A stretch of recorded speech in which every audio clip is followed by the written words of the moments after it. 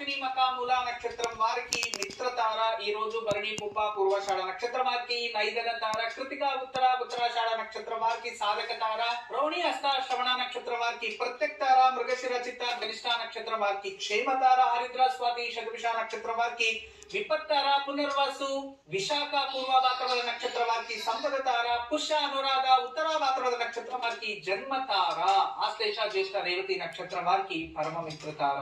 గురుజీ ఇక ఈ రోజు అమావాస్య గడిలో మహాలక్ష్మికి విశేషంగా పూజించచ్చు. రేపు ఉదయాన్నే ప్రహర్త కాలంలోనే సూర్యోదయానికి ముందు లేచి స్నానం చేసి ఇంట్లోనే మహాలక్ష్మి ముందు తామర ఒత్తులతో నెయ్యి పోసి దీపం వెలిగించి లక్ష్మీదేవిని భక్తి శ్రద్ధతో పూజించి బెల్లంతో చేసిన అన్న నైవేద్యం పెట్టి కనకదార స్తోత్రం చదువుకోండి. రేపు ఎంత భక్తి శ్రద్ధతో లక్ష్మీదేవిని పూజిస్తారో అంత త్వరగా దారిద్ర్యం దూరం అవుతుంది, ఆర్థికంగా అభివృద్ధి చెందుతారు.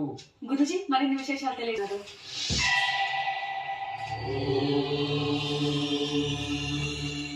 ఈ రోజు గురువారం దివ్యమైన యోగక్షేమం. మన జన్మజాతకాల్లో ఎవరికైనా ఈ శని గురు రెండు కలయికతో ఉంటే వాళ్ళకి హార్మోన్స్ ఇంబ్యాలెన్స్, సంతానం లేకపోవడం, పీసీఓడి ఇలాంటి అనారోగ్య సమస్యలు ఉంటాయి. అయితే ఈ రోజు ఎవరైతే సంతానం కోసం ఆరోగ్యం కోసం సంకల్పం చేసి శ్రీరాముల వారు కానీ శ్రీకృష్ణుల వారి ముందు నైదీపం వెలిగించి తులసి అర్చన చేసి భక్తి శ్రద్ధతో వాళ్ళని పూజించడం వలన ఖచ్చితంగా ఆరోగ్యము బాగవుతుంది, త్వరలోనే సత్సంతానం ప్రాప్తిస్తుంది. జాతకంలో గురు శని గ్రహాల కలయిక ఉన్న వారికి హార్మోన్